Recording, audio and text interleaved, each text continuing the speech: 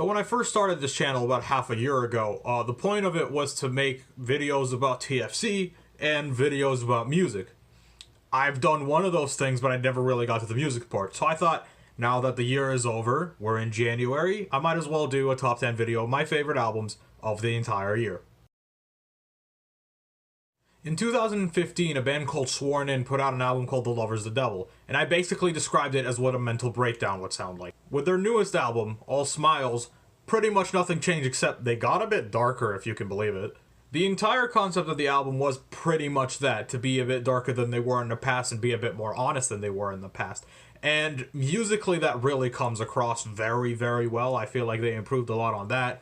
Lyrically, they've never really been the strongest, in my opinion, but they get the point across, and really that's all that matters. I would suggest listening to the album if you ever had a mental breakdown or a panic attack or something, and you were like, I wonder what this would sound like if it was a music album. But otherwise, maybe don't check it out. It's a bit intense. And I kind of don't really have words to describe it, but it's very well done in my personal opinion. Good job, Sworn In. So speaking of albums that are darker than usual, Humans by Gorillaz. When this album first came out, the reaction was pretty mixed. Some people really loved it, other people really hated it, but either way, I felt like that was a bit of an overreaction. The album's not bad, like at all, and I feel like the only reason people even said that they hated it is because it's different from the old stuff, man. But even then, like, Gorillaz never really put out the same shit anyway. They've always been testing out different styles, they've always been testing out different people to bring on, and different moods and stuff, so I don't really know what people were complaining about here. The entire concept of the album is pretty much about the end of the world, and you can definitely sense that throughout the whole thing. But although it starts in a kind of rocky way and it gets kind of dark, really, really dark in the middle, it still ends on a very hopeful note, and I feel like that's kind of what the world needed when the album came out anyway. It's not my favorite by them or anything like that, but it's still a pretty great album and you should definitely check it out. I'm kind of somewhat feeling a pattern with a lot of the albums that are on here, and Feel Something by Movements definitely fits that. I feel like in many ways it's All Smiles' counterpart, where All Smiles is all over the place and very intense and very hard-hitting. This one's a bit calmer, but it still very much gets the point across. Lyrically, I feel like this album is one of the best on this entire list. Say what you want about emo music, but at the very end of the day, it's self-expression. The whole thing is self-expression. That's what music is. So, if that's what you want to express, go for it. Go for it. There's nothing wrong with that. And I feel like Movements does a very great job of getting their point across, despite it being a bit sad. If Feel Something by Movements wasn't the counterpart to All Smiles, then As You Please by Citizen 100% is. Citizen, in general, is a band that I heard a lot more of than I ever really listened to, but when I heard that they had a new album out, I had to check it out. And it did not disappoint whatsoever. Lived up to all the hype that everybody gave them, all the hype that everybody gave this album before it even came out. And in general, it just gets its point across in a much more calm, mellow way, really.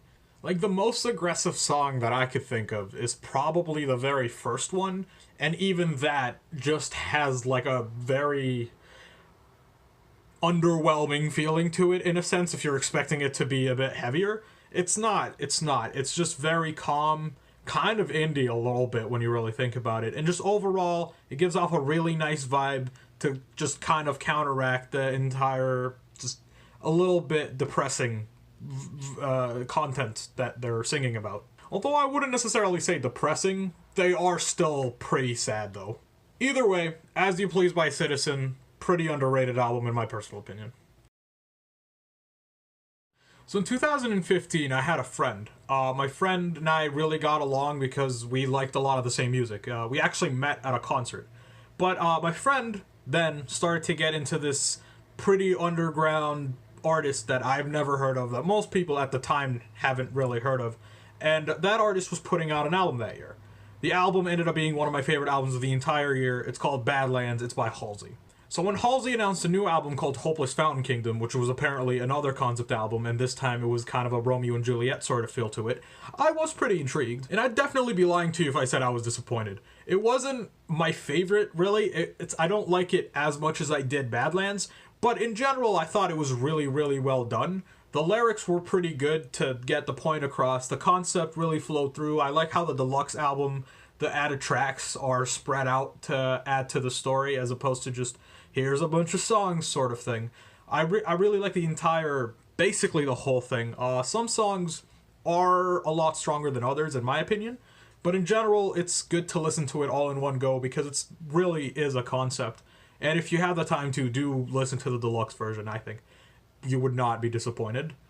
In general, really, really well done from a pretty great artist that I'm really excited is back, and I hope to hear more from. Another band that I actually heard a lot more of than I ever actually listened to is Counterparts, much like Citizen. But unlike Citizen, I actually really, really liked their album from 2015, and I have since it came out. I've been listening to it kind of a lot, but even then, it wasn't like one of my favorite bands. I wasn't gonna like tattoo any of their lyrics on my chest or anything like that.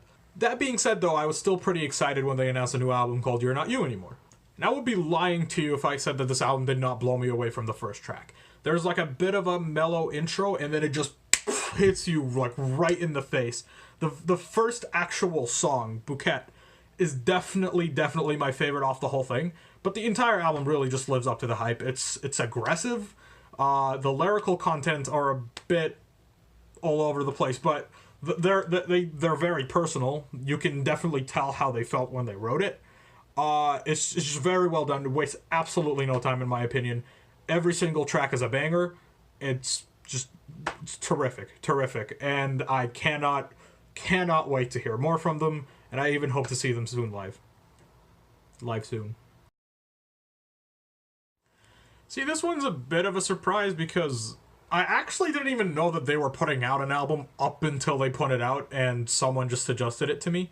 But Enter Shikari's The Spark is probably my favorite album by them, to be completely honest with you. It's not as intense, like, sonically as the rest of their stuff is, but it's very catchy. It's very fun to listen to. The lyrics can get pretty serious and political, very serious and personal. And just in general, even like no matter what the topic is, it sounds like they're having a good time writing it. And they definitely sound like they're having a good time performing it too. And it really comes across, and I can't listen to it with a frown. Except for the last track. The last track is pretty sad. But even then, it's just very well put together, the entire thing. Much like Hopeless Fountain Kingdom, it's like you can't just listen to one. Like, or I can't just listen to one. I have to listen to the whole thing because it all connects really well, and just every track just complements the rest.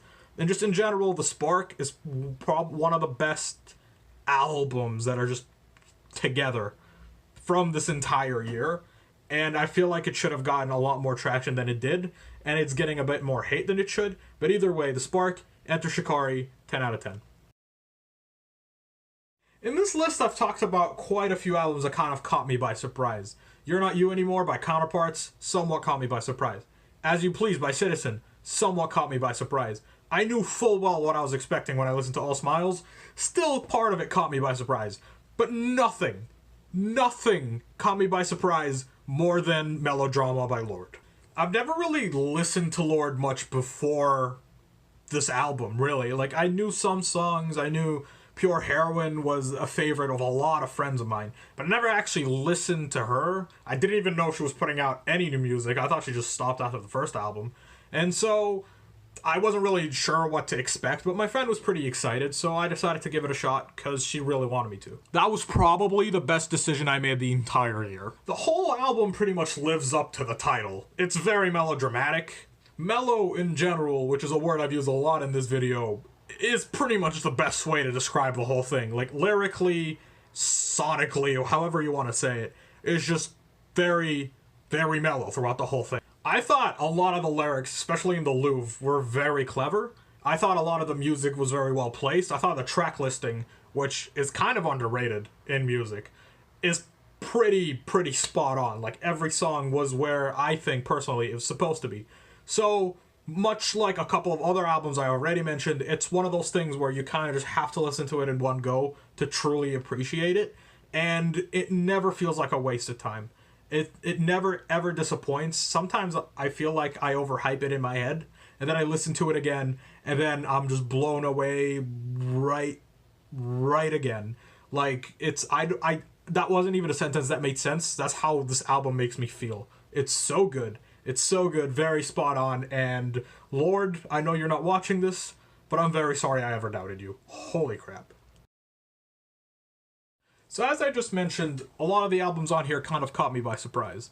And sometimes that can give an advantage to a certain song or album or artist that I'm listening to. If I'm not expecting to like it and I ended up really liking it, I would pretty much just appreciate it a lot more than I would have otherwise. That being said, though, Phantom Anthem by August Burns Red was exactly what I thought it was going to be, and Phantom Anthem by August Burns Red was, holy crap. I can't even describe this one. Saying the word perfect about something is always an exaggeration. Always an exaggeration. Nothing's ever perfect. But holy shit, does Phantom Anthem give a good try to just be perfect. Like, oh my god. Every song, like, it's the best of the band. It's the best of the band. It's heavy as hell. It's melodic as hell. It knows when to be that and not be that. It never really feels forced. Because in the last album, Found in Faraway Places, sometimes it felt a little bit like they were like, all right, well, we gotta add some melodic thing. No, everything here feels spot on.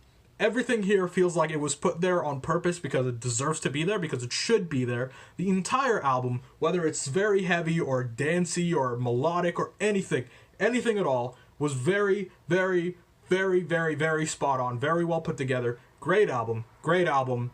Definitely one of my favorites by them. Definitely one of my favorite albums in general this whole year. This, like, my entire life. Phantom Anthem, August Burns Red. Holy fuck. That being said, though, I feel like it would be a little bit dishonest if I made Phantom Anthem my #1 album of the year. Because kind of like how I just mentioned, there's been a theme in this list. There's been all sorts of different variants of the same thing. And the theme is kind of sadness. There's aggressive sadness, there's mellow sadness, there's dramatic sadness, there's all sorts of different negative vibes and dealing with negative vibes and overcoming negative vibes and even some hopeful points and stuff. But nothing really was happy. And if happy isn't the way to put it, maybe at the very least, fake happy.